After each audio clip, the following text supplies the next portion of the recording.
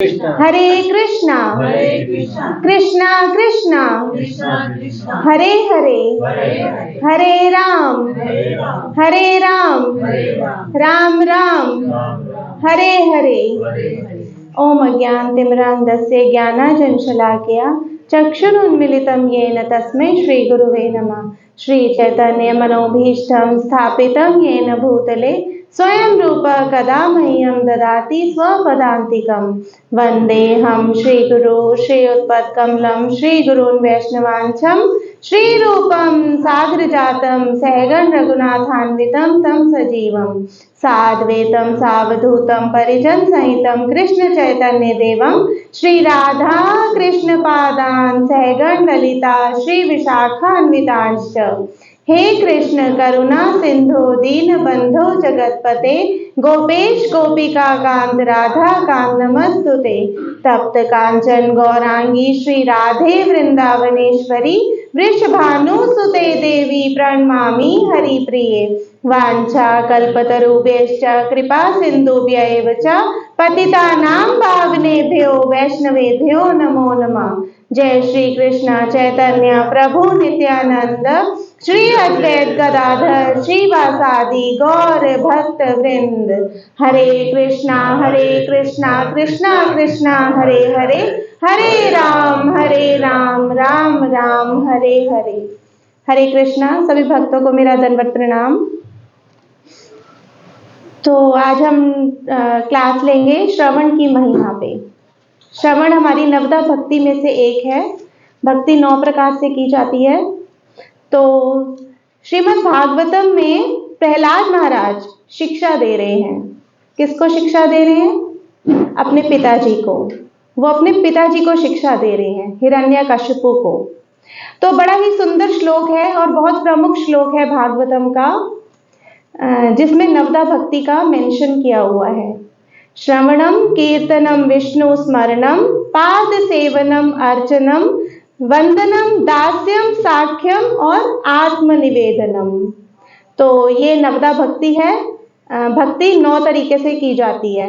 अगर हम इनमें से किसी भी एक विधि को पकड़ लेंगे और बहुत अच्छे से पालन करेंगे उसका, तो हम गोलोक धाम पहुंच ही जाएंगे।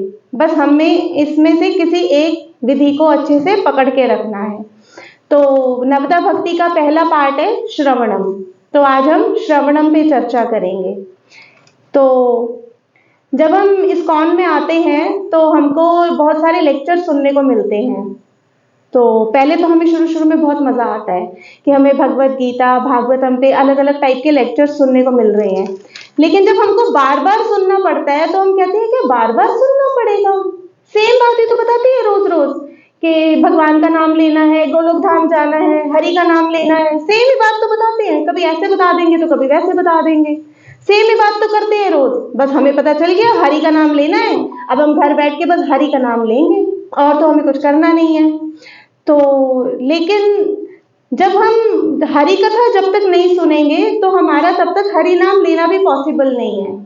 इसीलिए पहला पार्ट भक्ति का होता है श्रवणम और कीर्तन आता है बाद में।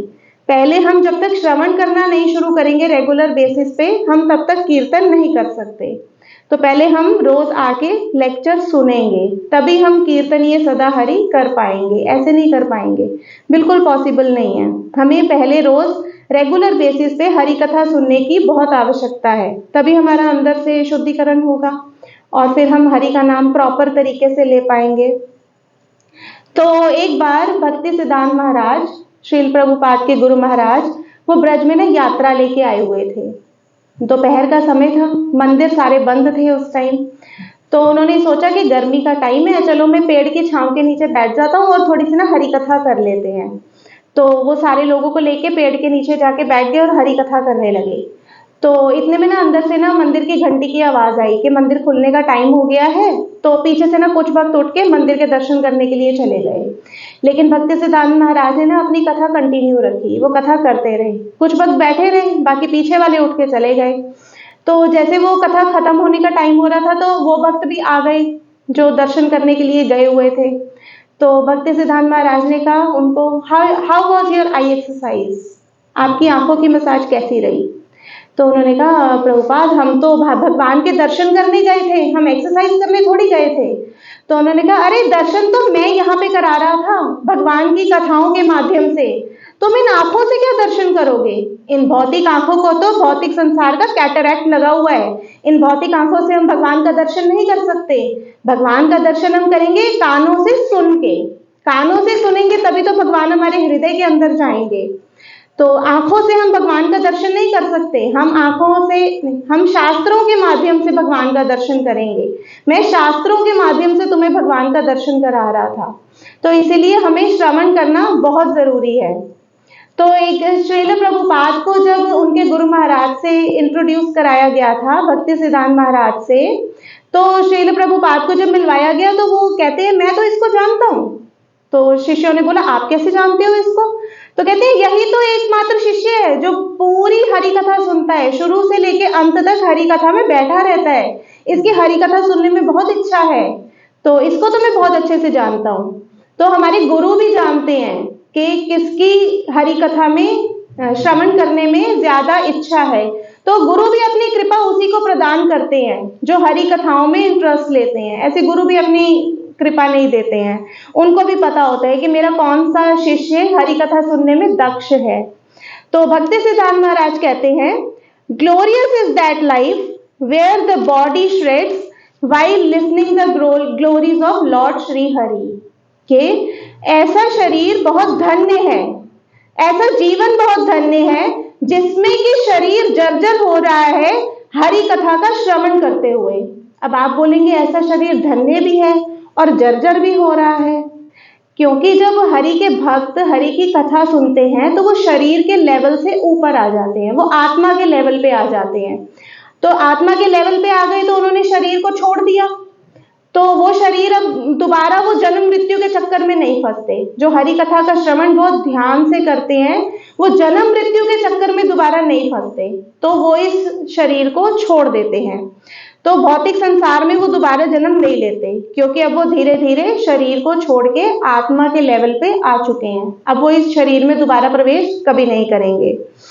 तो श्रीमद् भागवतम में एक जगह वर्णन आता है कि सूर्य भी उन लोगों को प्रणाम करता है रोज जो हरि कथा का श्रवण नियमित रूप से करते हैं, क्योंकि उसको भी पता है कि अब मैं कभी इस भक्त का दर्शन दोबारा नहीं करूंगा, क्योंकि अब वो इस भौतिक संसार में आएगा ही नहीं, तो अब सूर्य कहाँ से उसका दर्शन करेगा? जब वो भगवान के लोक में चला जाएगा तो भगवान के लोक में तो कोई सूर्य या चंद्रमा है ही नहीं, वो तो स्वतः प्रकाशित है अपनी ही रोशनी से। तो सूर्य देव भी उसको रोज प्रणाम करते हैं कि अब मैं इस मनुष्य का कभी दोबारा दर्शन नहीं करूंगा और ना ही कभी ये मेरा दर्शन करेगा, क्योंकि ये भगवान के धाम में चला जाएगा। तो इसलिए सूर्य देव भी उसको प्रणाम करते हैं।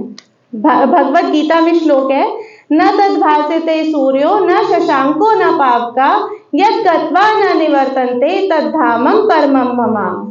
तो मेरे धाम में तो ना कोई सूर्य की आवश्यकता है ना चंद्रमा की, वो तो स्वतः ही प्रज्वलित है मेरे शरीर के दिव्य तेज से। तो सूर्य देव भी उसको प्रणाम करते हैं जो नित्य रूप से हरि कथाओं का श्रवण करते हैं।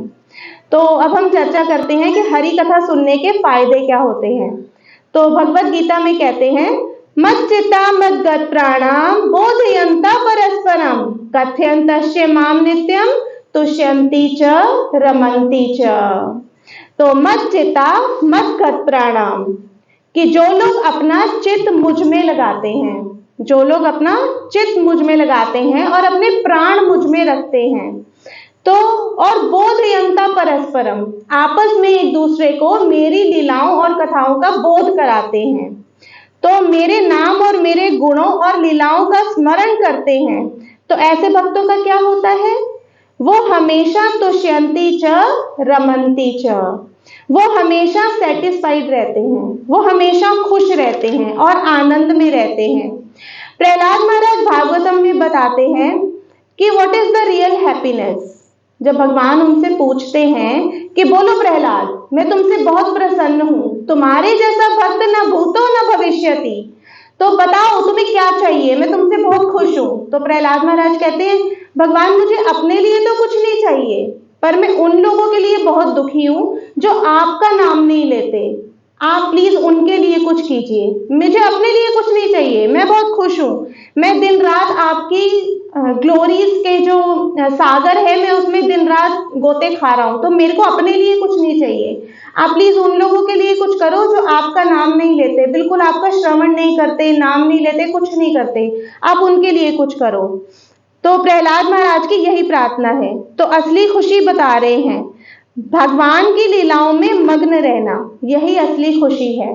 तो रूप गोस्वामी पद्यावली में बताते हैं, अहो अहो वीर नकलेर विदूयते सुधा सुधारम मधुरम पदे पदे दिने दिने चंदन चंद्र शीतलम यशो यशोदा तनयस्य गीयते।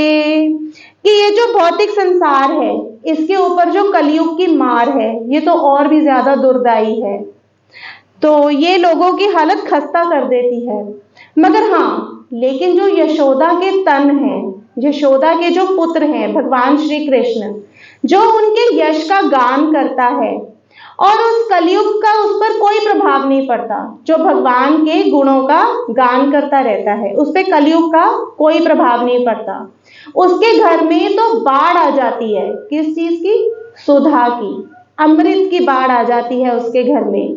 और दिने दिने चंदन चंद्र शीतलम, वो रह तो रहे भौतिक जगत में, लेकिन ये भौतिक जगत उस पर कोई भी असर नहीं कर रहा, कोई भी भौतिक जगत का ताप उसे प्रभावित नहीं कर रहा।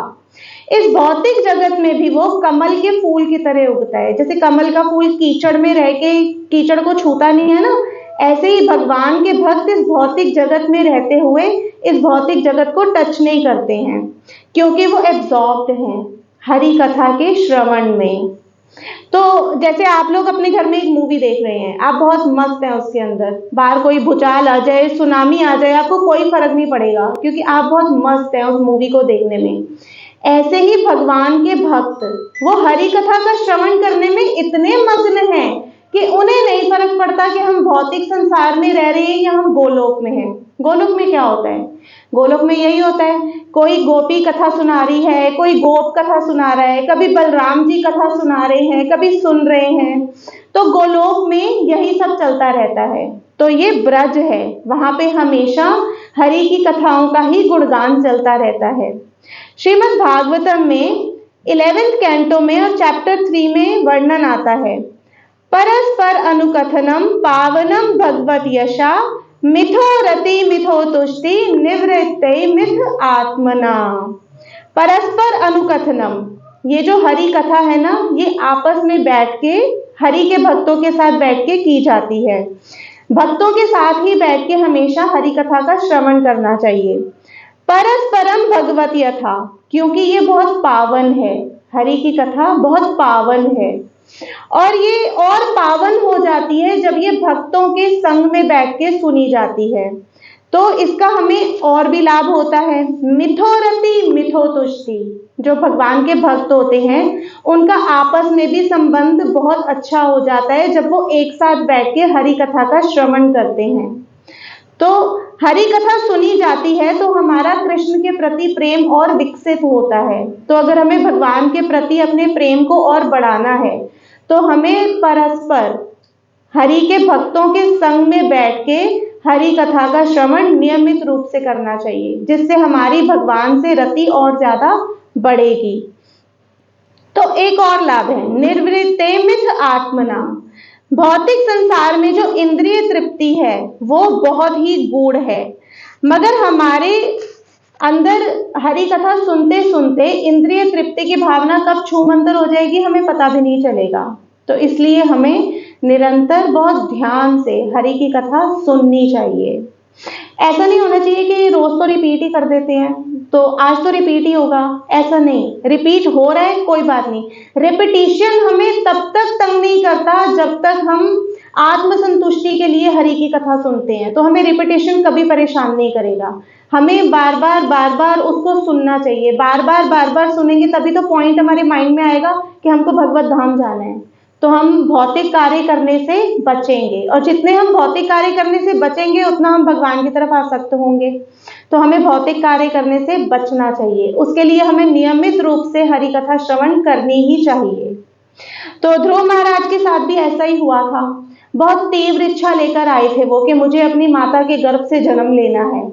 तो वो इस इच्छा को लेकर आए थे भगवान की तपस्या करने के लिए, मगर जैसे ही उनको भगवान का दर्शन हुआ वो भूल गए कि वो क्या मांगने आए थे, क्योंकि भगवान बहुत पावन है और हमारी सारी प्रवृत्तियों और इच्छाओं को अपने आप ही भस्म कर देते हैं। तो निर्वृत्तिमिथ आत्मना, तो भौतिकतावादी लोग हमेशा यही सोचते रहते हैं कि हम लोग कुछ मिस कर रहे हैं, हम लोग कुछ मिस कर रहे हैं, पर वो उनकी सारी जिंदगी निकल जाती है, उनको नहीं पता चलता कि वो लोग क्या मिस कर रहे हैं। ऐसे ही एक भक्त भी अपने जीवन में कुछ मिस करता है। भक्त के जीवन में वो भौतिक कलेश नहीं होते, तो वो कभी भी उनसे पीड़ित नहीं होता। तो एक जो भक्त की इच्छाएं हैं उनसे भी हम मुक्ति प्राप्त कर लेते हैं। जो हमारी भौतिक इच्छाएं होती हैं ना, भक्त उससे भी मुक्ति प्राप्त कर लेता है। अब देखिए अर्जुन के साथ क्या परिवर्तन हुआ था। जब वो भगवत गीता सुनने आया था, भगवत गीता सुनने से पहले अर्जुन की कॉन्सेप्शंस कुछ और थी, वो युद्ध नहीं करना चाहता था। लेकिन जब भगवत गीता अर्जुन ने सुनी तो चैप्टर 1 के 1.28, 29 और 30 श्लोक में आता है, सीदंति मम गात्राणि मुखम च परिशुष्यति। तो अर्जुन बोल रहे हैं सीदंति मम गात्राणि, मेरे शरीर के सारे अंग कंपन कर रहे हैं, और मुखम च परिशुष्यति, मेरा मुंह सूखा जा रहा है। वेपुतस्य शरीरे में रोमहर्षण जायते, मेरा पूरा शरीर हिल रहा है और मेरे रोम खड़े हो चुके हैं। गांडीवम संसिते हयात, मेरा गांडीव मेरे हाथ से छूटा चला जा रहा है। त्यक्त चैव परिदह्यते, और मेरी स्किन जो है ना वो जल रही है। न शक्नोमी अवस्था तुम भ्रमति च में मना, मैं खड़ा नहीं हो पा रहा हूं भगवान, और मैं इतना भ्रमित हो चुका हूं कि मैं अपने ही आप को भूल चुका हूं, और मेरा चंचल मन मुझे बार बार घुमाए जा रहा है। निमित्तानि च पश्यामि विपरीतानि केशवा, हे केशव मुझे हर चीज में दुर्भाग्य ही दुर्भाग्य नजर आ रहा है। मुझे जो भी चीजें दिख रही हैं, जो भी व्यक्ति दिख रहे हैं, सब दुर्भाग्य के निमित्त ही दिख रहे हैं। तो ये मेरी स्थिति है। फिर भगवान अर्जुन को गीता का ज्ञान सुनाते हैं। फिर अर्जुन उनसे सुनते हैं, और फिर क्या इफेक्ट पड़ता है, कहते हैं हाँ अब जाके मुझे शांति मिली। जब आपने मुझे गीता का ज्ञान दिया तो मुझे जाके शांति मिली। शिष्यस्ते अहम शाधि माम त्वं प्रपन्नम, अब मैं आपका शिष्य हूं, आप जैसे चाहे मुझे गाइड कर सकते हैं। नष्ट मोहा स्मृतिर्लब्धा, मेरा सारा मोह नष्ट हो चुका है, अब मुझे ज्ञान मिल चुका है। तो अर्जुन को ज्ञान मिला भगवत गीता सुनने से। भगवत गीता सुनने से पहले वो बहुत ज्यादा कंफ्यूज था, और गीता सुनने के बाद he got direction in his life, he got value addition in his life। तो इस प्रकार जो हरि कथा है वो पूर्ण लाभ देती है। तो श्रील भक्ति सिद्धांत सरस्वती ठाकुर के पास एक बार एक व्यक्ति आया, वो ना स्पाई था। तो अंग्रेजों ने, ब्रिटिशर्स ने भेजा था उनके पास स्पाई, क्योंकि उस समय ना भक्ति सिद्धांत महाराज की ख्याति ना बहुत बढ़ रही थी। उनको ना वॉकिंग इंसाइक्लोपीडिया बोला जाता था, तो उनकी ना ख्याति बहुत बढ़ रही थी। तो वो आया, 3-4 दिन क्लास में बैठा, तो किसी भक्त ने उसको माला दे दी, किसी ने गीता दे दी। तो अब उसने कहा अगर माला नहीं करूंगा तो पकड़ा जाऊंगा, मैं भक्त नहीं लगूंगा। तो उसने माला करना शुरू कर दिया, गीता पढ़नी शुरू कर दी। करते करते उसको भक्ति सिद्धांत महाराज के लेक्चर्स इतने अच्छे लगने लगे कि उसने वहां पे रेजिग्नेशन दे दिया। बोला कि मेरे को तो यहाँ पे साक्षात गुरु मिल गए। तो उसने अपने काम से वहां पे रेजिग्नेशन दे दिया, और वो यहाँ पे भक्ति सिद्धांत महाराज का शिष्य बन गया। तो अंग्रेज लोग भी डरते थे भक्ति सिद्धांत महाराज की एक्सपर्टीज से। तो ब्रह्मांड भ्रमिते कौनो भाग्यवान जीव, गुरु कृष्ण प्रसादे पाए भक्ति लता बीज। मुझे कृष्ण का प्रसाद मिल गया है एक महान वैष्णव के रूप में, गुरु के रूप में। तो रेजिग्नेशन दे दिया, छुट्टी दे दी उसने ब्रिटिशर्स को, तो यहाँ पे आके भक्त बन गया। तो हमारे अंदर जितनी भी प्रवृत्तियां होती हैं, भौतिक प्रवृत्तियां, उसको हरि कथा के श्रवण से नष्ट किया जा सकता है। इसलिए श्रवण करना बहुत आवश्यक है। और श्रवण केवल शब्दों का ट्रांसफर नहीं है, ये चेतना का ट्रांसफर है। जो वक्ता है वो अपनी चेतना दे रहा है श्रोता को। लेक्चर देने का मतलब ये नहीं होता कि हम सुंदर सुंदर शब्द बना के बोल दें, वो होता है हमारी चेतना का ट्रांसफर। तो जो वक्ता होता है वो अपनी चेतना श्रोताओं को ट्रांसफर कर रहा होता है शब्दों के साथ। तो हम अपनी चेतना से ऊपर उठते हैं, हम कृष्णा कॉन्शियस बनते हैं। तो इसलिए हमें हरि का श्रवण करना चाहिए। तो गोपियां भी वर्णन करती हैं गोपी गीत में श्रवण की महिमा का। श्रीमद् भागवतम में वर्णन आता है 10th कैंटो में, तव कथामृतम तप्त जीवनम कविभिरीणितम कल्मषापहम् श्रवणमङ्गलम् श्रीमदाततं भुवि गृह्णन्ति ते भूरिदा जना। तो गोपियां कह रही हैं तव कथामृतम, कि आपकी कथाओं का जो अमृत है, तप्त जीवनम, वो सारे संसार के तपते हुए जीवों को शांत कर देता है। सब लोग जल रहे हैं, संसार दावानल, हम सुबह की मंगला आरती में पढ़ते हैं संसार दावानल, ये सारा संसार जल रहा है अग्नि की भांति। तो मगर हाँ, आपकी ये जो कथाएं हैं, उनकी जो अमृत रूपी कथा का वर्षा हो जाती है, तो ये सारी अग्नि को शांत कर देती है। तो फिर उससे जो ताप आ रहा है वो भी रुक जाता है, बल्कि एक भक्त के जीवन में शीतलता आ जाती है। तो ये हरि कथाएं ही एकमात्र भक्त के जीवन का सहारा है। कविभिरीणितम कल्मषापहम्। और ये जो यहाँ के लोग हैं, इन्होंने बहुत सारे पाप किए हैं, तो उसके कारण बहुत डर लगा रहता है कि मुझे उन पापों का दंड मिलेगा। पर जो आपकी कथाएं सुनते हैं, उनके वो सारे पाप नष्ट हो जाते हैं, तो उन्हें डरने की कोई आवश्यकता नहीं होती। तो आपकी कथाएं मंगल अपने साथ लेकर आती हैं। आपका ये जो यश है, ये जो महिमा है, ये पूरे विश्व में फैलानी चाहिए। तो ये बहुत ही पावन है, जो भगवान की कथाएं हैं ये बहुत पावन है। एक बार हिज होलीनेस विष्णुजन स्वामी महाराज कथा कर रहे थे अपने भक्तों के साथ में। तो उन्होंने देखा कि उनकी कथा करने के टाइम पे 4 बड़ी लंबी कदकाठी के लोग आके बैठ जाते हैं। तो एक दिन देखा, 2 दिन देखा, 3-4 दिन बाद जाके ना विष्णुजन स्वामी महाराज ने उनसे जाके पूछ ही लिया कि आप लोग कौन हैं, आप लोग इस यहाँ के लगते नहीं हैं।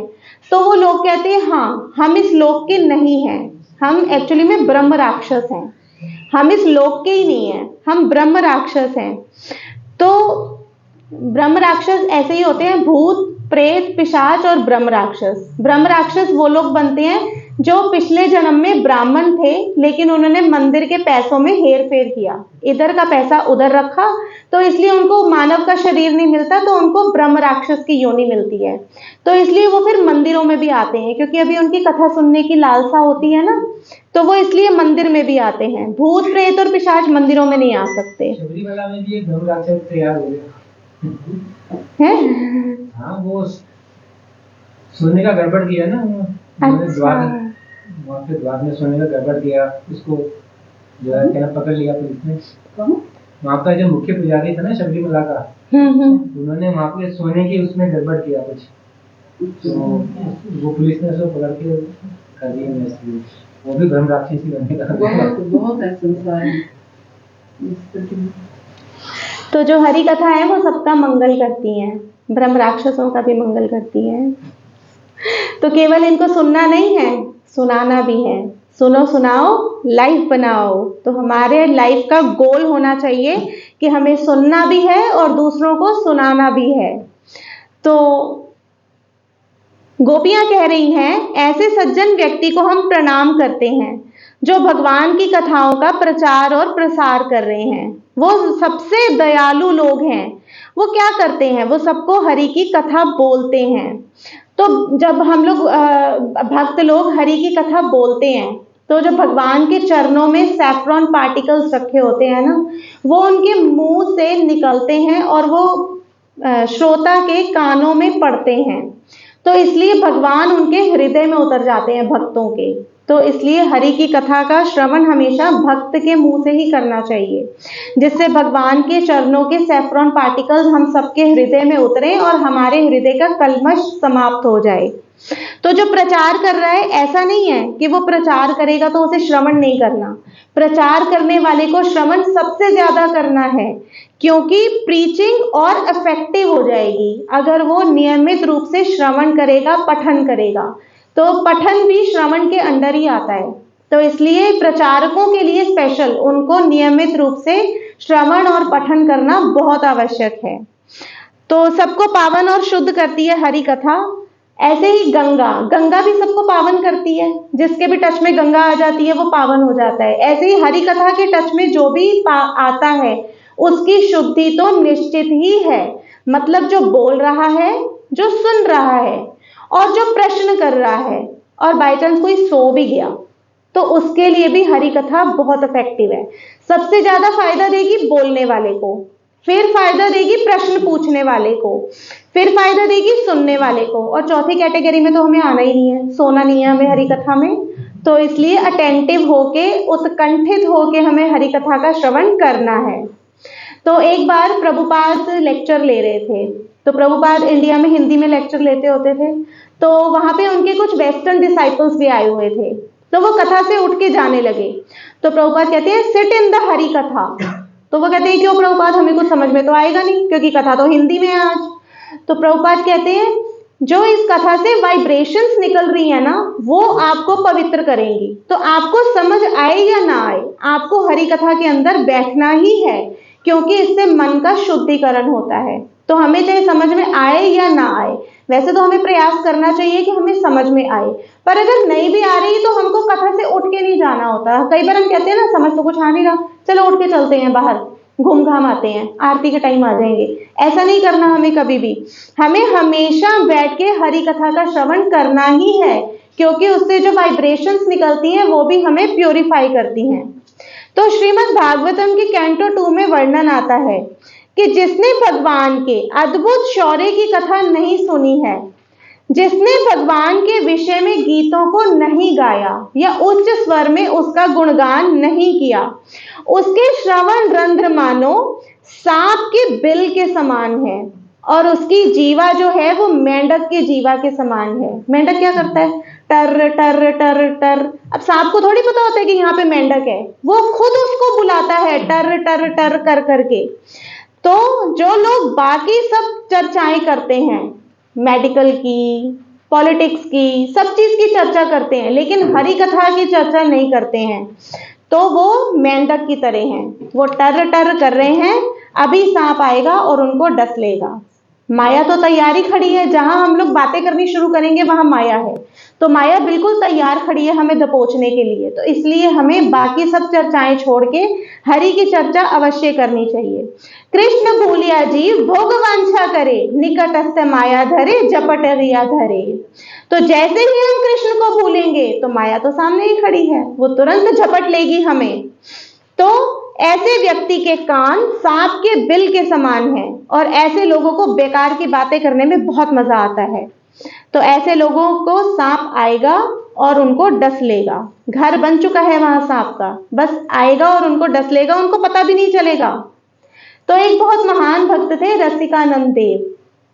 एक बार वो ना राजा की सभा में कथा कर रहे थे। तो राजा का मंत्री आया राजा के पास, तो कान में ना कुछ फुसक फुसक करने लगा उसके। तो रसिकानंद देव का एक डिसाइपल आया, उसने मंत्री को साइड पे किया, राजा के खींच के थप्पड़ मारा। तो राजा हैरान कि हम सबको थप्पड़ मारते देखे, हमें किसने थप्पड़ मारा। तो देखा तो सामने एक भक्त धोती कुर्ते में खड़े हुए थे, और सामने रसिकानंद देव ना मुस्कुरा रहे थे। तो राजा को पता चल गया कि मैंने ना कोई बहुत बड़ा अपराध किया है, जिसके लिए मुझे चांटा पड़ा है। तो वो अपने सैनिकों को बोलता है तलवारें अंदर करो, मैं हरि कथा के बीच में ना डिस्टर्ब कर रहा हूँ। जो वक्ता हैं वो श्रीमद् भागवतम का गान कर रहे हैं और मैं बीच में डिस्टर्ब कर रहा हूँ। ये थप्पड़ मुझे इसलिए पड़ा, मुझे कथा के टाइम पे बस कथा सुननी चाहिए, बाकी काम तो बाद में भी हो जाएंगे। तो इसलिए हमें बिल्कुल अटेंटिव होके कथा को सुनना चाहिए। हमको कथा के अंदर फोर्सफुली बिठाया जाता है, हम अपने मन से कथा नहीं सुनते हैं, हमें फोर्सफुली बिठाया जाता है।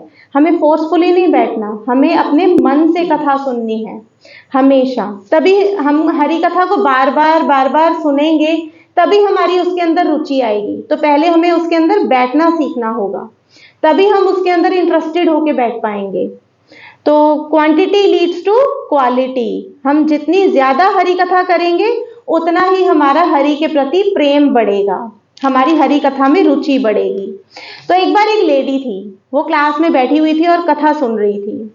तो वक्ता कथा करी जा रही है, वो लेडी कथा सुन रही है, तो उसकी आंखों से ना झरझर आंसू बहने लगे। अब वक्ता भी बड़ा खुश हो जाता है कि अरे ऐसी कथा सुनाई मैंने, आंखों से आंसू निकल आए भक्तों की। तो कथा सुनाई जा रही है, वो रोई जा रही है, चुप ही नहीं कर रही है।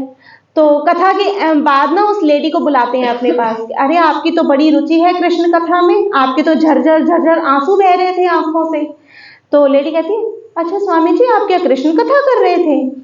मुझे नहीं पता आप कृष्ण कथा कर रहे थे। वो आपकी ना दाढ़ी, जब आप बोल रहे थे ना दाढ़ी हिल रही थी, तो मेरी बकरी की दाढ़ी भी आपके जैसी थी, और मेरी बकरी ना एक दिन मर गई, तो मुझे आपको देख देख के ना अपनी बकरी की याद आ रही थी। तो कथा तो मुझे पता नहीं आप कौन सी सुना रहे थे।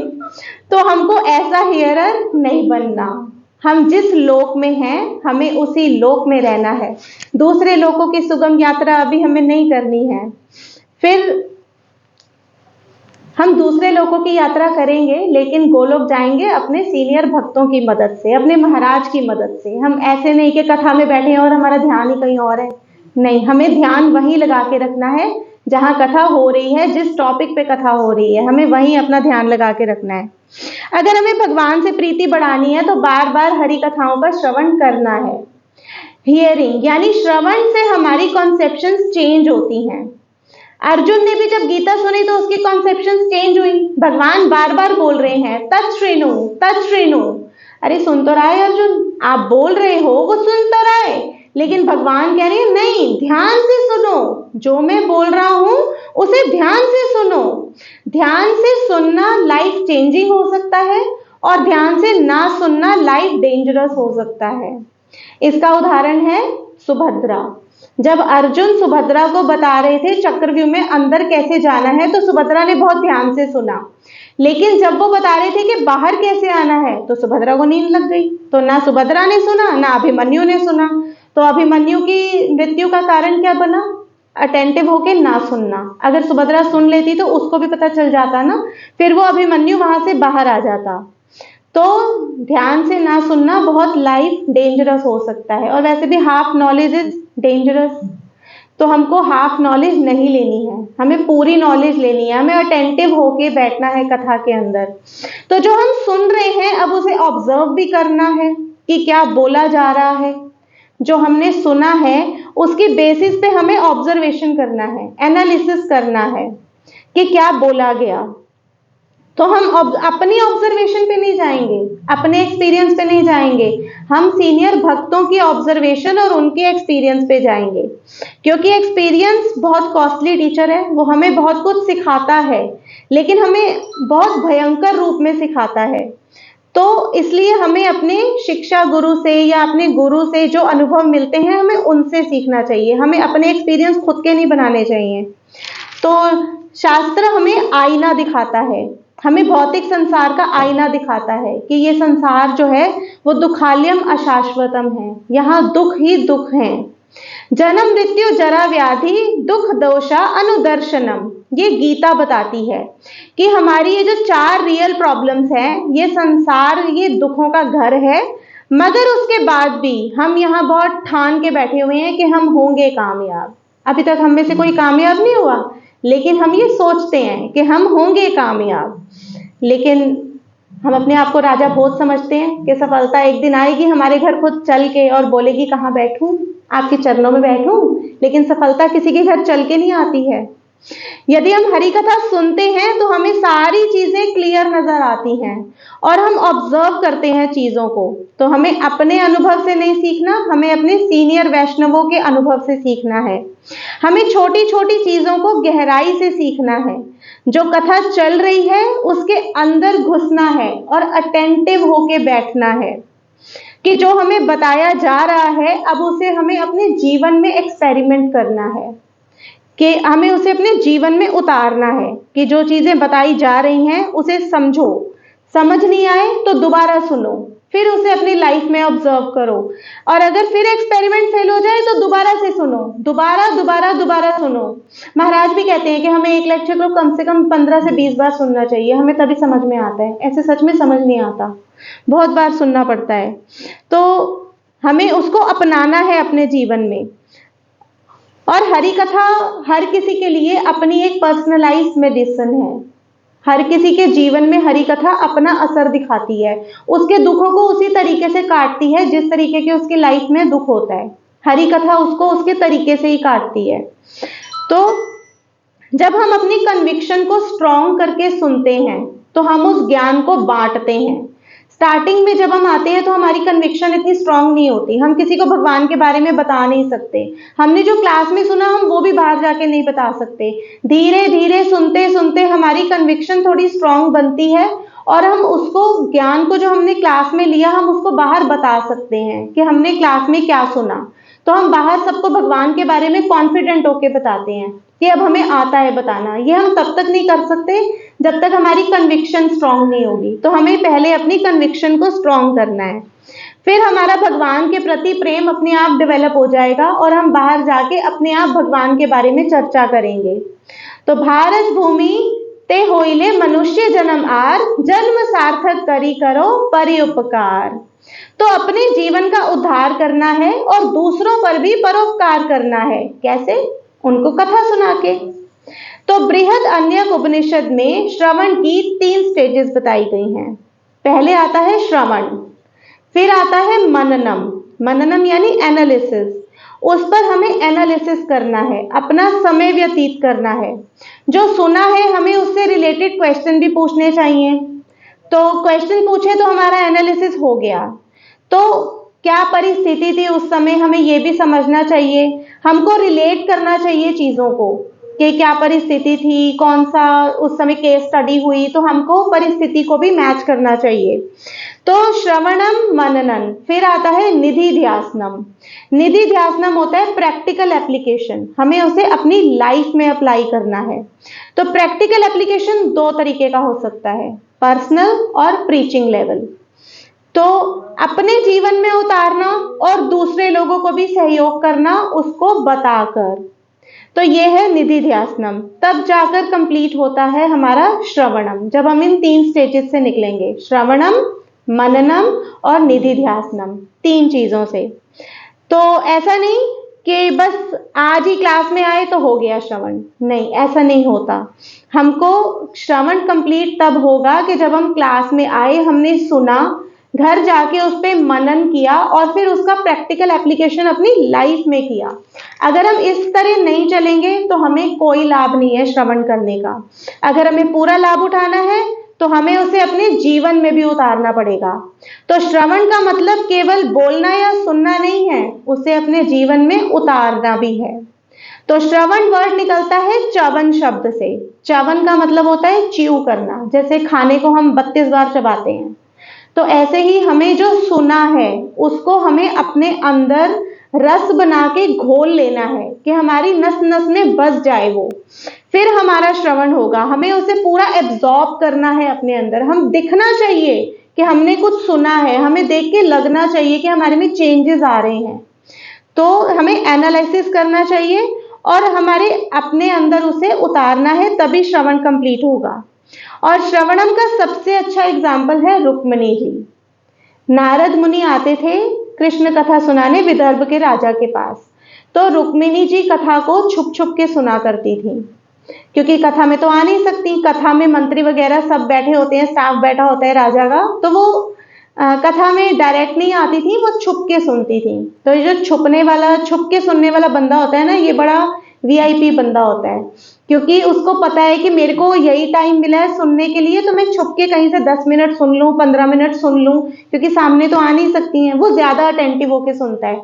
हम लोग कथा में बैठ के सो जाते हैं, लेकिन जो बंदा छुप के सो रहा होता है, सुन रहा होता है ना, वो बड़ा अटेंटिव होके सुनता है। वो कभी नहीं सोएगा, क्योंकि उसका ध्यान, चेतना पूरी की पूरी सुनने में लगी हुई है, इसलिए वो छुप के सुनती थी। तो फिर उन्होंने अपना कथा सुन सुन के ही अपना मन बनाया कि मैं विवाह करूंगी तो कृष्ण से ही करूंगी, किसी और से नहीं करूंगी। और इनका विवाह होगा भी किसके साथ? ये साक्षात लक्ष्मी स्वरूपा हैं, इनका विवाह तो कृष्ण के साथ ही होना था। लेकिन ये एक एग्जाम्पल सेट कर रही हैं कि सुनना कितना इंपॉर्टेंट है। रुक्मणी जी की रति भगवान से सुन सुन के ही तो हुई थी, उन्होंने देखा थोड़ी था भगवान को। तो सुन सुन के ही भगवान को लेटर लिख दिया कि मुझे किडनैप करके ले जाओ, मैं शिशुपाल से विवाह नहीं करूंगी। तो सुन सुन के उनकी रति भगवान से हो गई थी। तो हम जैसे कई बार आते हैं, आरती चल रही होती है, तो हम आरती को ना स्किप करने की कोशिश करते हैं कि चलो आरती अभी चल रही होगी, आरती के बाद आएंगे। लेकिन आरती वर्ड का मीनिंग क्या होता है? आ रति, ये 2 वर्ड से बनता है। आ रति, मेरी कृष्ण के प्रति रति। अपनी रति को बढ़ाने के लिए हमें आरती कभी स्किप नहीं करनी चाहिए। हम आरती सुनेंगे, बोलेंगे, तभी हमारी कृष्ण के प्रति रति और बढ़ेगी। और इसका बहुत अच्छा एग्जाम्पल है कि वास्तव में श्रवण किस क्वालिटी का हो रहा है। हमारा श्रवण अच्छी क्वालिटी का हो रहा है कि नहीं हो रहा। तो ये जो सारी भगवत गीता का श्रवण है, ये किसने किया था? संजय ने सारी भगवत गीता का श्रवण किया और उन्होंने कहा, संस्मृत्य राजन, संस्मृत्य संस्मृत्य। जब जब हे राजन, हे धृतराष्ट्र, मैं विचार करता हूं कि ये जो बड़ा अद्भुत संवाद हुआ, किसके बीच में? अर्जुन और भगवान श्री कृष्ण के बीच में। केशव पुण्यो अर्जुनम हर्ष्यामि मुहुर्मुहुर्, मैं पल पल हर्षित हो रहा हूं। और ये जो संवाद हुआ है भगवान श्री कृष्ण और अर्जुन के बीच में, मैं उसको सोच सोच के पल पल हर्षित हो रहा हूं। तो जब आप हरि कथा में आए, तो क्या आपके साथ ऐसा हो रहा है? आप हर्षित हो रहे हैं, खुश हो रहे हैं? क्या आपके अंदर कोई चेंज हो रहा है? दिस इज द क्वालिटी कि संजय ने श्रवण किया जो भगवान बता रहे हैं अर्जुन को, और वो सोच सोचकर उसको बहुत हर्षित हो रहे हैं। तो मनुस्मृति में एक बहुत ही सुंदर श्लोक आता है, अग्रेभ्यो ग्रंथिना श्रेष्ठा, ग्रंथिभ्यो धारिणो वरा, धारिणो ज्ञानिना श्रेष्ठा, ज्ञानेभ्यो व्यवसायिना। यानी कि ये जो अज्ञानी है, उससे श्रेष्ठ है जो सुनता है, और जो सुनता है उससे भी श्रेष्ठ है जिसने याद कर लिया है, और जिसने याद कर लिया है उससे भी श्रेष्ठ है जिसने उसको अपने जीवन में उतार लिया है। तो चाणक्य पंडित बोलते हैं, यदि सामान्य जन में कोई बहुत सुंदर व्यक्ति है, तो हम कहते हैं कि वाह, ये सबसे श्रेष्ठ है क्योंकि ये बहुत सुंदर है। और सुंदर व्यक्तियों में अगर किसी का चरित्र बहुत सुंदर है, तो हम कहते हैं नहीं, ये सबसे ज्यादा श्रेष्ठ है क्योंकि ये सुंदर होने के साथ साथ चरित्रवान भी है।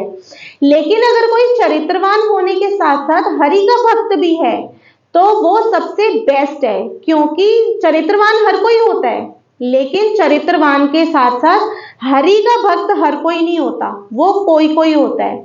तो इसलिए सब में श्रेष्ठ है हरि के भक्त। तो कई सारे एग्जाम्पल हैं कि कथा का श्रवण ध्यान से करना चाहिए। श्रवणम मीन्स शास्त्रों को पढ़ना या सुनना। तो इसका बहुत अच्छा एग्जाम्पल है राजा कुलशेखर। तो राजा कुलशेखर जब कथा सुना करते थे, तो वो कथा के अंदर, लीला के अंदर प्रवेश कर जाते थे। एक बार राजा कुलशेखर कथा सुन रहे थे रामायण की, तो वो कथा जैसे ही उन्होंने लाइन सुनी कि रावण ने सीता का हरण कर लिया है और वो उनको ले गया है लंका की ओर, तो राजा कुलशेखर तो लीला में प्रवेश किए हुए थे, तो कहते हैं जी सेना साधो, हमें लंका की ओर जाना है। रावण का ये तो साहस, वो सीता मैया को उठा के ले गया, सेना साधो। अब ये राजा कुलशेखर तो हुए अभी से 1100 साल पूर्व करीब, तो ये रावण की रामायण की कथा तो त्रेता युग की है, तो अब कहाँ हमने कलयुग में कूच करनी है, लेकिन नहीं, सेना साधो, सेना साध दी। तो अब बैठ गए ये घोड़े पे और चल पड़े। चलते चलते रामेश्वरम पहुंच गए। अब समुद्र में प्रवेश कर गए। तो भक्तों ने कहा राजा तो क्या हो गया, ये तो समुद्र में प्रवेश कर गया, कथा के जरिए गया है, इसको कथा के जरिए ही वापस बुलाओ। तो जो वक्ता बैठे हुए थे, वक्ता ने बोला, तो इस प्रकार श्री राम ने सीता को वापस ले लिया और अब वो चले अयोध्या की ओर। तो राजा कुलशिखर ने कहा अच्छा सीता मैया वापस आ गई? तो हाँ वापस आ गई, अब यू टर्न लो और वापस आओ। तो उन्होंने यू टर्न लिया और वो वापस आए अपने शहर में। तो वो लीला को लीला की तरह नहीं लेते हैं, साक्षात उसमें अनुभव करते हैं, वो उसमें प्रवेश कर लेते हैं। तो कृष्ण कथा इतनी आनंदमयी है, विशेषकर भक्तों के साथ सुनना, इट इज वेरी रिलैक्सिंग, बहुत अच्छी है। एक बार राम जी की सभा में बुलाया गया लवकुश को, लवकुश को उनके पुत्र, तो वो 24,000 श्लोक उनको वाल्मीकि जी ने अपने आश्रम में खुद कंठस्थ करवाए थे। और लवकुश गाते थे, उनको गीत की तरह गाते थे, बहुत अच्छा गाते थे। जिसके भी यहाँ गाते थे वहां से उनको आशीर्वाद मिलता था कि जिसकी कथा तुम गा रहे हो, तुम एक दिन उसके सामने उसकी कथा गाओगे। तो इतने सारे ऋषि मुनि आशीर्वाद देते हैं तो आशीर्वाद फलीभूत तो होगा ही। तो एक दिन आ गया उनको इन्विटेशन अयोध्या से कि आइए रामायण सुनाइए। तो लवकुश पहुंचे। तो सब लोग अयोध्या में बहुत एक्साइटेड हैं कि हमको आज रामायण सुनने को मिलेगी। राम जी भी बहुत एक्साइटेड कि आज मुझे रामायण सुनने को मिलेगी। तो अब आप लोग कह सकते हैं कि राम जी क्यों इंटरेस्टेड है इतने अपनी ही कथा खुद सुनने में, लेकिन हम लोगों के लिए है ये रामायण, राम जी की कथा। राम जी के लिए है ये रामायण, सीता की कथा, रमा यानी सीता की कथा। तो राम जी बहुत एक्साइटेड हैं कि आज मुझे रमा की कथा सुनने को मिलेगी। तो बैठे, अब लवकुश ने गान शुरू किया। अब राम जी देख रहे हैं कि सारा अयोध्या वासी तो बैठ के इंजॉय कर रहे हैं कथा को। जैसे जैसे वो कथा गा रहे हैं, रोने का भाव आता है तो सारे अयोध्या वासी झरझर झरझर आंसू बहते हैं उनकी आंखों से। और खुशी की कोई बात आती है तो सब इकट्ठे बैठ के हंस रहे हैं। तो राम जी ऊपर बैठे हैं अपने सिंहासन पे, वो बहुत अकेला फील कर रहे हैं। वो कह रहे हैं भाई राम, ये रामायण सुनने का मजा तो भक्तों के बीच में है। तो वो क्या करते हैं, अपनी गहनों को पकड़ते हैं, धीरे धीरे एक एक सीढ़ी उतर के भक्तों के बीच में आके बैठ जाते हैं और कथा को एंजॉय करते हैं। अब कथा खत्म होती है तो भक्त कहते हैं कथा तो बहुत अच्छी थी, राम जी से पूछा जाए उन्हें कैसी लगी। तो ऊपर देखते हैं राम जी तो सिंहासन पे ही नहीं है, कहाँ गए राम जी? देखते हैं तो राम जी तो हमारी बगल में ही बैठे हैं। तो राम जी कहते हैं, राम जी को भक्त कहते हैं आप नीचे कैसे आ गए? तो कहते हैं आप लोग अकेले रामायण को इतना एंजॉय कर रहे थे, तो कथा का असली मजा तो भक्तों के बीच में बैठ के सुनने से ही है। तो मैं भी आपके बीच में आके बैठ गया और हम सब लोगों ने एंजॉय की कथा को। तो हरि कथा का आनंद आप देखिए आध्यात्मिक है। हरि खुद लालायित रहते हैं अपनी कथा को सुनने के लिए। भगवान कभी किसी भौतिक चीज में तो इंटरेस्ट लेंगे नहीं ना, तो वो हरि कथा आध्यात्मिक है। भगवान हमेशा आध्यात्मिक आनंद लेना चाहते हैं, तो भगवान भी आते हैं अपनी कथा में हरि कथा सुनने के लिए। तो भगवान के एक बड़े सुंदर भक्त थे पुंदानम, वो भागवतम का एक वर्जन है नारायणियम, उसका बहुत अच्छा गुणगान करते थे। 10th कैंटो में है। तो 60th chapter Krishna teases Rukmini, के भगवान ना रुक्मणी के साथ छेड़छाड़ कर रहे हैं। तो भगवान कह रहे हैं क्या तुमने मुझसे शादी कर ली? कितने अच्छे अच्छे राजा हैं, दंतवक्र है, शिशुपाल है, तुम उनसे शादी करती, क्या तुमने हमसे शादी कर ली? हमारी तो वर्ण का ही पता नहीं। अगर हमको वसुदेव जी का पुत्र कहो तो हम क्षत्रिय हैं, नंद महाराज का पुत्र कहो तो हम ग्वाले हैं, हमारी तो वर्ण का ही पता नहीं, तुमने क्या हमसे शादी कर ली? और मैं अपने भक्तों को कैसा भिक्षुक बना के रखता हूं। शिव जी के भक्त देखे तुमने कितने अमीर अमीर हैं, और मेरे भक्त कितना निर्दयी हूं मैं अपने भक्तों को भिक्षुक बना के रखता हूं, क्या तुम हमसे शादी कर लिए? तो ये अभी की ऐसी बात नहीं है कि अभी इनका कल विवाह हुआ है तो आज छेड़ाछाड़ी चल रही है, नहीं, इनके 10-10 पुत्र और एक एक पुत्री हो चुके हैं और इनके आगे पोते भी हो चुके हैं। ये तब रुक्मिणी जी से छेड़छाड़ कर रहे हैं कि क्या तुमने मुझसे शादी कर ली? तो रुक्मिणी जी सुनती हैं और ना बेहोश हो जाती हैं। तो जैसे ही वो होश में आती हैं तो फिर वो भगवान का गुणगान करती हैं कि हाँ आपने ठीक बोला, कि आपके जो भक्त होते हैं वो भिक्षुक होते हैं। शिव जी के भक्त बहुत अमीर होते हैं, आपके भक्त भिक्षुक अपनी मर्जी से होते हैं। ऐसा नहीं है कि उनके पास कुछ नहीं है, उनको चाहिए ही नहीं। वो कहते हैं हमें बस भगवान चाहिए, भगवान से नीचे कुछ और चाहिए ही नहीं चाहिए। शिव जी को आप खुद देख लो, शिव जी क्या कमी है उनके भक्तों के पास? तो क्या शिव जी के पास कमी हो सकती है? नहीं। शिव जी ने एक बार पार्वती बोली कि महाराज देखिए, अब तो हमारा परिवार है, कार्तिकेय है, गणेश है, अब हमारे पास भी एक घर होना चाहिए ना, तो घर बनाइए। तो वो कैलाश पे खड़ा कर देते हैं महल, बुलाते हैं गृह प्रवेश के लिए सन्यासियों को। तो होता है गृह प्रवेश, अंत में सन्यासी आता है, वो बोलता है शिव जी आपका तो घर ही बहुत अच्छा है, यही दान में दे दो। शिव जी कहते हैं तथास्तु। गृह प्रवेश में ही गृह से निकल गए, बैक टू पवेलियन, चले गए वापस कैलाश पर्वत पे। तो शिव जी के पास खुद का अपना मकान नहीं है रहने के लिए, क्योंकि वो आपके भक्त हैं, सबसे बड़े भक्त हैं, उनको कुछ चाहिए ही नहीं, चाहिए ही नहीं। वो कहते हैं नॉट इंटरेस्टेड, हमें बस भगवान चाहिए, भगवान से नीचे कुछ चाहिए ही नहीं। तो आपके भक्त तो अपनी मर्जी से ऐसे रहते हैं। तो बेसिकली ये एक प्रसंग है 60th चैप्टर में, 10th कैंटो में। तो पुंदानम इसका व्याख्यान कर रहे थे, तो बार बार वो इसको खत्म करते, 61st चैप्टर पे लगा के रखते बुकमार्क को, और पार्वती जी आती हैं और वो दोबारा 60th चैप्टर पे रख देती, क्योंकि उनको उनसे सुनने में बड़ा मजा आ रहा था। तो पुंदानम परेशान कि मैं रोज 61st चैप्टर पे लगाता हूँ, ये रोज 60th चैप्टर पे आ जाता है, ये करता कौन है? मंदिर तो बंद हो जाता है, कौन आता है बाद में? तो वो ना दरवाजे के छेद में से देखते हैं कि कौन करता है ये। तो शिवजी पार्वती आते हैं वहां पे, और पार्वती मैया को शिवजी भगवान कहते हैं पार्वती तुम क्यों कर रही हो ऐसे, तुम्हें ये वाला चैप्टर सुनना है, मैं सुना दूंगा, उसको तो आगे बढ़ने दो, उसको क्यों परेशान कर रही हो? तो पार्वती मैया कहती है नहीं महाराज, इसका व्याख्यान जो पुंदानम करता है वो तो आप भी नहीं कर सकते। तो पति चाहे खुद महादेव ही क्यों ना हो, पत्नियां कभी सेटिस्फाइड नहीं होती, उनको तो वही करना है जो करना है। तो इसलिए पार्वती मैया कहती है प्रभु आपसे सेटिस्फेक्शन नहीं, पुंदानम से ही सेटिस्फेक्शन है, वही करेगा इस अध्याय का व्याख्यान, आप नहीं। तो इसलिए बार बार पुंदानम ने फिर उसी चैप्टर को पढ़ा जब तक कि पार्वती मैया सेटिस्फाइड नहीं हुई। इसलिए बार बार एक ही कथा को सुनने में कोई प्रॉब्लम नहीं है, हमें बार बार सुनना चाहिए। तो जिस जगह हरि कथा का श्रवण होता है उस जगह सब देवी देवता उपस्थित होते हैं, ऋषि मुनि भी, वहां पे सारे तीर्थ स्थान आ जाते हैं। जैसे इस समय यहाँ कृष्ण कथा चल रही है, तो इस समय यहाँ भगवान भी उपस्थित हैं, सारे तीर्थ भी और सारे देवी देवता भी। तो स्वाभाविक रूप से उसी प्रकार जो कृष्ण कथा को सुन रहा है, भगवान हरि उसके पास वैसे ही आ जाते हैं जैसे गाय अपने बछड़े के पास स्वतः ही चली जाती है। ऐसे ही भगवान हरि भी उन भक्तों के पास अपने आप ही आके बैठ जाते हैं जहां पे हरि कथा चल रही होती है। अब हमारे जीवन में हम श्रवण रोज कर रहे हैं, तो लेकिन हमें उसका कोई असर नहीं नजर आ रहा। क्यों नहीं नजर आ रहा? क्योंकि हमें श्रवण के कुछ डूज एंड डोंट्स होते हैं जो हमें फॉलो करने चाहिए।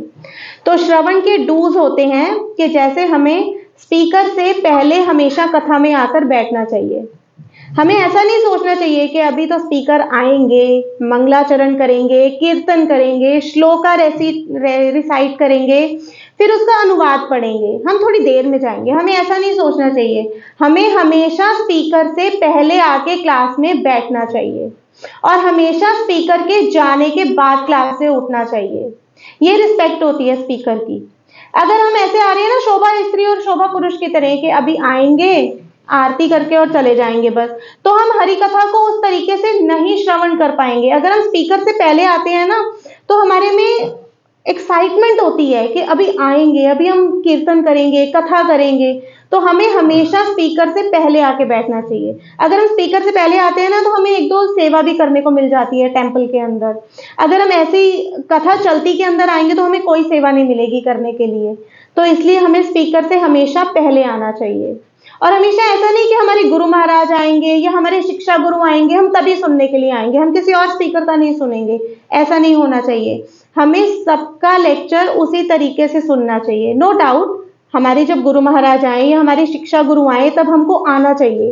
लेकिन ये बातें हमारे गुरु महाराज को भी पता चल जाती हैं कि ये बंदा कभी कभी आता है सुनने के लिए, क्योंकि जो कभी कभी आएगा उसके हाव भाव अलग होंगे और जो रेगुलर सुनता होगा उसके हाव भाव अलग होंगे क्लास में। तो गुरु भी अपनी कृपा तभी देंगे जब हम रेगुलर आएंगे सुनने के लिए। कभी कभी वालों को कृपा नहीं मिलती, तो हमें रेगुलर आना चाहिए क्लास में। तो साथ ही हमें क्लास में उत्कंठित होकर बैठना चाहिए। हमारा कंठा ऊपर होना चाहिए, नीचे नहीं होना चाहिए, नीचे फिर हमें नींद आ जाएगी। हमें क्लास में उत्कंठित होकर बैठना चाहिए, हाथ जोड़कर बैठना चाहिए प्रॉपर तरीके से। ऐसा नहीं कि हम फैल के बैठे हुए हैं, नहीं, हमें क्लास में आगे झुककर और हाथ जोड़कर बैठना चाहिए। हमको क्रॉस लगा के भी नहीं बैठना चाहिए। हम क्रॉस लगा के बैठते हैं तो हम बोलते हैं हम आपसे कृपा लेना बंद कर रहे हैं, हमें नहीं चाहिए कृपा। हमको ऐसे तो बिल्कुल भी नहीं बैठना चाहिए, हमको ऐसे बैठना चाहिए हाथ जोड़कर। ठंड में ऐसे थोड़ी बैठेंगे, नहीं, हम ऐसे भी बैठ सकते हैं, हाथ गर्म हो जाते हैं। तो हमको प्रॉपर तरीके से बैठना चाहिए। ये दर्शाता है कि हम बहुत एक्साइटेड हैं कथा सुनने के लिए, हम बहुत इंटरेस्टेड हैं कथा सुनने के लिए। तो श्रवण करने से हमारे जो विकार हैं, काम, क्रोध, लोभ, मोह, वो कम हो जाते हैं।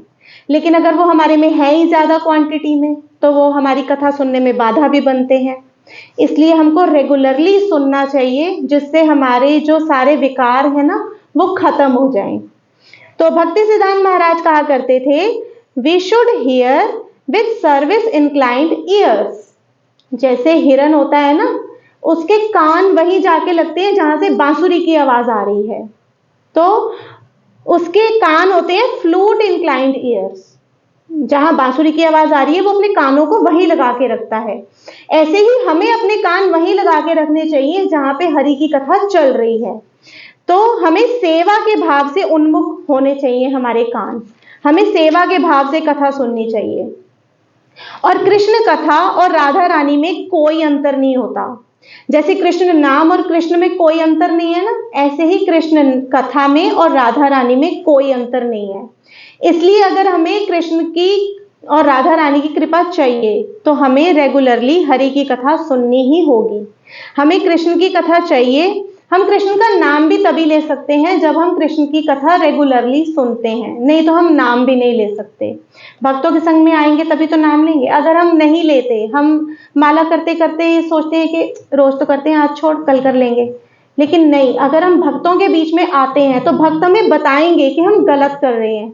हमें माला रोज करनी है, हमें कथा रोज करनी है। तो अब हम एक भजन गाएंगे, उसके बाद हम क्लास को विराम देंगे।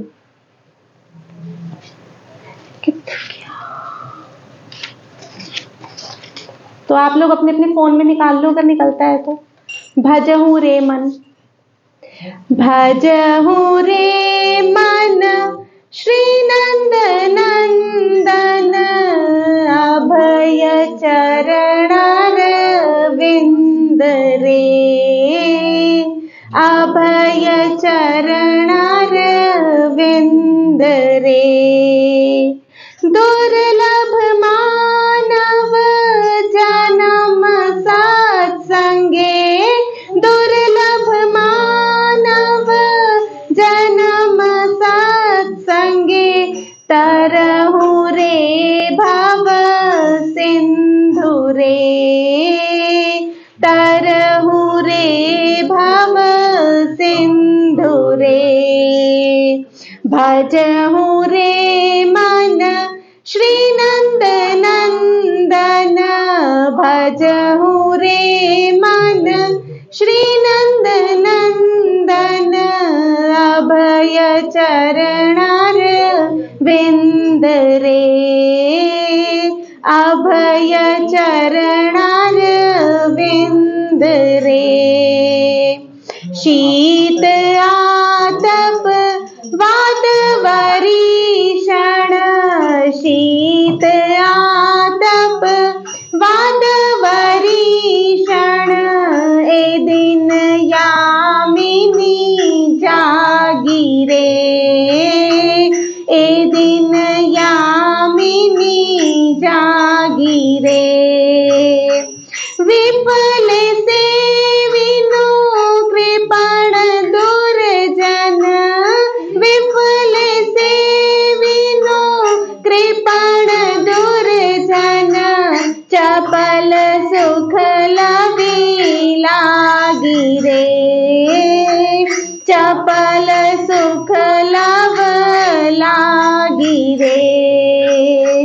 भजहु रे मन श्री नंद नंदन, भजहु रे मन श्री नंद नंदन, अभय चरणार विंद रे, अभय चरणार विंद रे।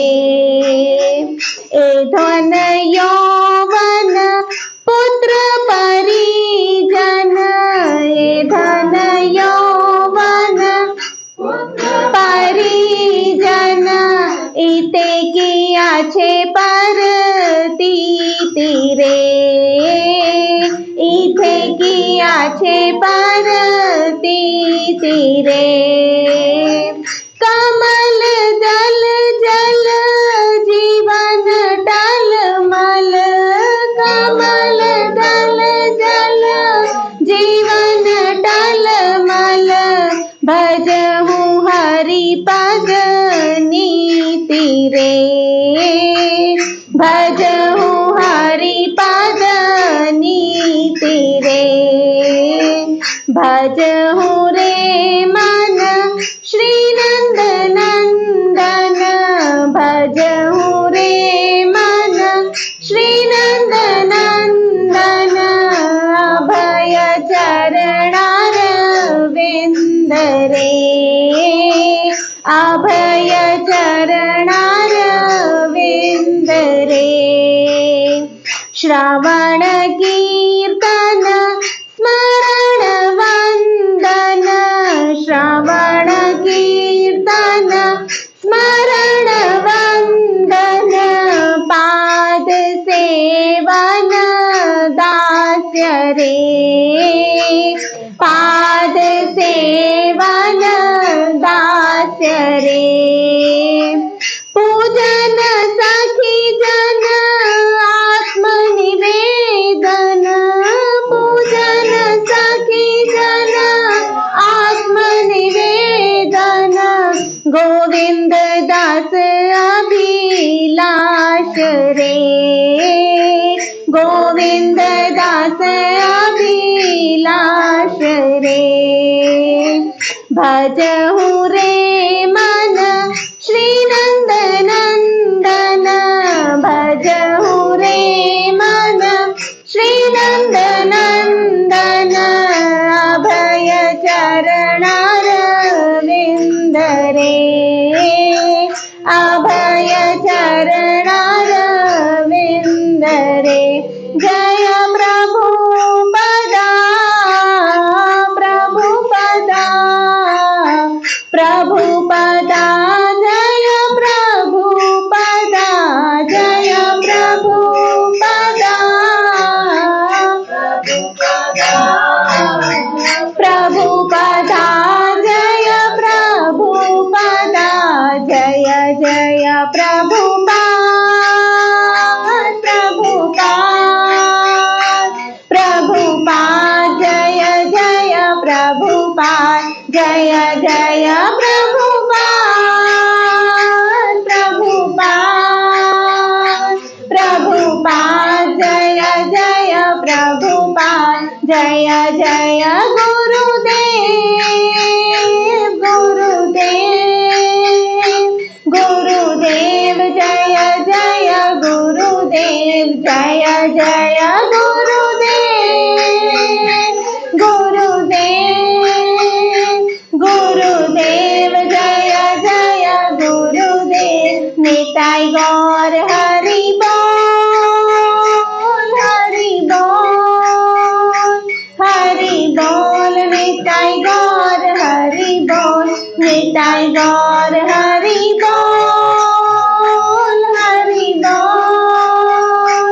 हरि बोल, निताई गौर हरि बोल। जय जय निताई गौर प्रेमानंदी, हरि हरि बोल। हरे कृष्णा सभी भक्तों को। और अब आपका कोई प्रश्न है तो आप पूछ सकते हैं, और अगर आपको कुछ ऐड करना है तो आप वो भी कर सकते हैं। स्वागत है आपका। माता जी ठीक से बता के श्रवणम, मननम और तीसरा क्या था? निधि ध्यासनम, निधि ध्यासनम। निधि ध्यासनम। practical application in your life. माता जी आपने कहा था कि जो सो जाता है उसको भी फायदा होता है, क्या फायदा? श्रवण वाइब्स जो निकल रही है कथा से, वो वाइब्स तो उसको अफेक्ट करेंगी ना। और कोई भी कथा में ऐसा नहीं सोएगा कि एकदम खराटे मार के ही सो रहा है, बीच बीच में जगेगा, बीच में सोएगा। तो जब जगेगा तब एक लाइन भी अगर उसके कान में पड़ जाएगी तो उससे भी उसका लाभ हो जाएगा। वो चोर वाली स्टोरी आती है ना, है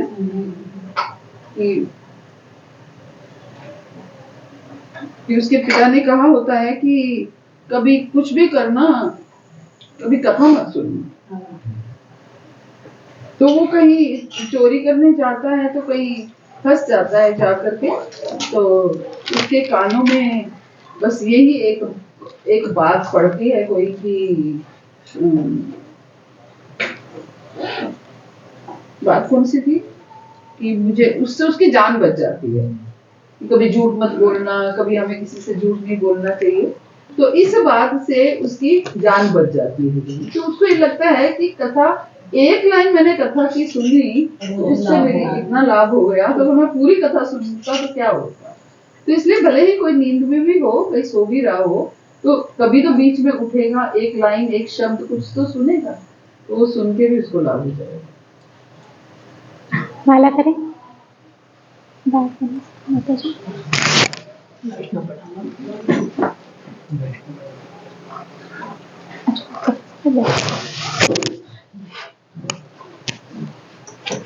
वाञ्छाकल्पतरुभ्यश्च कृपा सिन्धुभ्य एव च पतितानां पावनेभ्यो वैष्णवेभ्यो नमो नमः।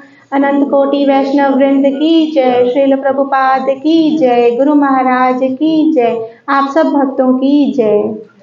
माता जी की जय।